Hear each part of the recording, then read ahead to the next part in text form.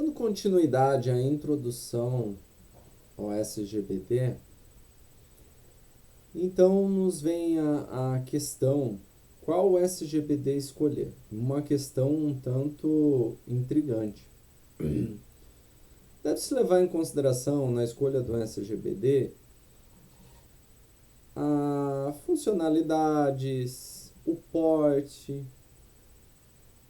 se é compatível com as aplicações que serão projetadas, se vai comportar o fluxo de dados, né? Então, são várias as questões. Mas, ainda citando Selbert Chatz, quando vamos escolher, nós devemos nos atentar redundância e inconsistência de dados. O sistema deve ser capaz de garantir que não haverá duplicidade e que a integridade relacional seja garantida pela não exclusão de registros relacionados a outros dados. Isso daqui, digamos que é genérico, né? Vale para todos os SGBDs. Então, redundância, o próprio nome já diz, não repetir dados, sendo que você pode buscar em apenas um local. Quando você repete dados, você está ocupando um espaço, demandando tempo, demandando até desempenho, né, do sistema.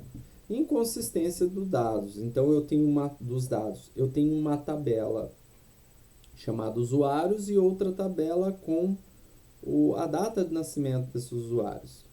Um exemplo banal aqui, tá, gente? É só para ter um entendimento maior do que seria essa inconsistência. Então, o Kleber possui uma data de nascimento. Suponhamos que eu exclua o registro do usuário Kleber. Aquela data de nascimento ela não pode permanecer mesmo que esteja na outra tabela, ela não pode permanecer lá. Porque é uma informação inconsistente, ela está ali apenas para ocupar espaço, demandar tempo, enfim, não nos serve. Correto? Acho que ficou claro o entendimento. Controle de acesso. O SGBD deve ter funcionalidades que possibilitem o controle de acesso às tabelas e operações, como inclusão, exclusão, consulta e modificação.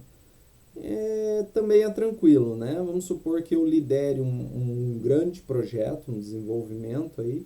Então eu tenho lá os desenvolvedores, o analista de sistema, o projetista, enfim, vários profissionais da área.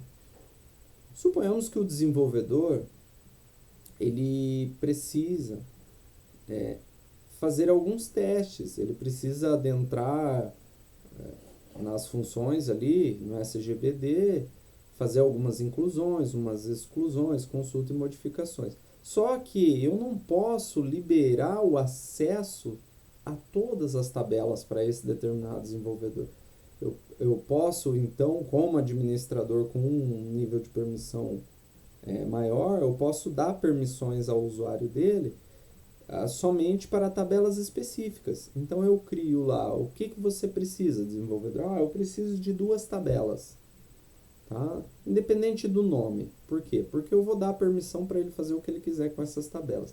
Mas só para essas 2 tabelas.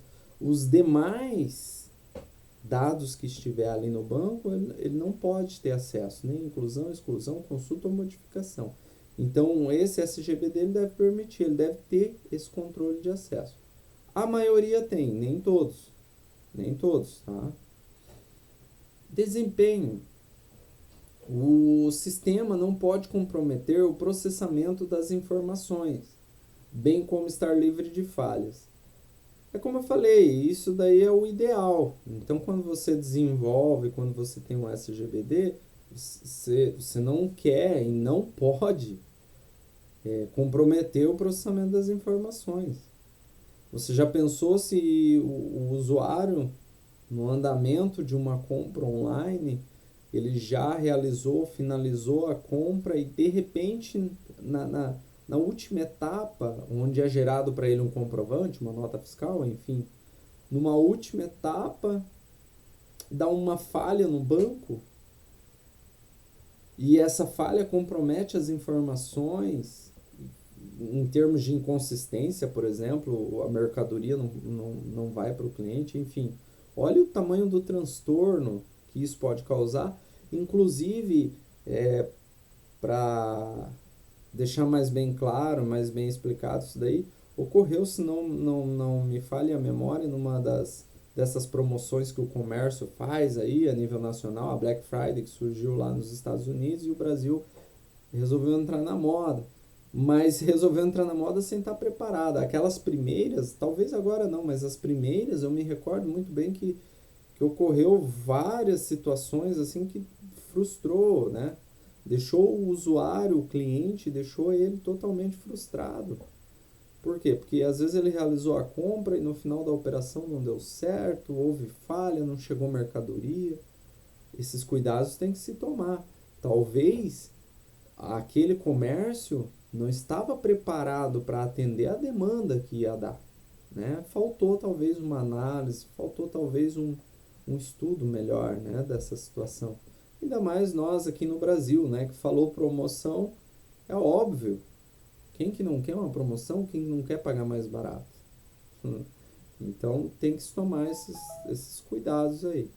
Escalabilidade. Deve ser possível ampliar os serviços e atender às demandas maiores de acesso, consulta e inserção de dados.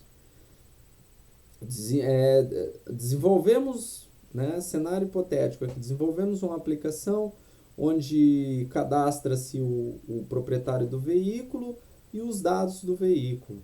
Beleza, estamos fazendo esse controle. De repente o nosso cliente chega e fala, olha, cara, o sistema tá bom, mas ele não está atendendo uma determinada demanda de cliente. Mas como assim? Eu preciso de mais, eu preciso ampliar, eu preciso, por exemplo, agora eu coloquei um sistema de playground no meu estabelecimento, né? Para quem tem seus filhos, crianças, quer deixar lá durante tal hora, paga um valor, então eu preciso acrescentar um módulo ao meu sistema. E aí, esse SGBD ele deve permitir você fazer essa ampliação, né? Você vai ter que ter mais tabelas, mais consultas, mais inserções, enfim, gerenciamento maior, tá? Então são esses os quatro pontos aí que são estudados na escolha do seu sistema gerenciador de banco de dados, tá certo? Existem vários outros fatores que eu não vou abordar aqui, que daí vocês podem pesquisar, acessem os links, os sites de cada fornecedor de SGBD e verifique o que eles se comprometem a fazer ou a atender ou a disponibilizar a vocês. Tá? É óbvio, por exemplo, bem rapidinho para a gente finalizar, uma rede de hipermercados a nível nacional, sem citar nomes. Você já pensou se eles utilizassem Axis? Não tem como. Não tem como. Né? Sem chance. Só para vocês poderem refletir. Mas, de repente, para a gente fazer uma mera apresentação na nossa faculdade, só para exemplo, o Axis não serve. Mais fácil, já está ali instalado. Tá?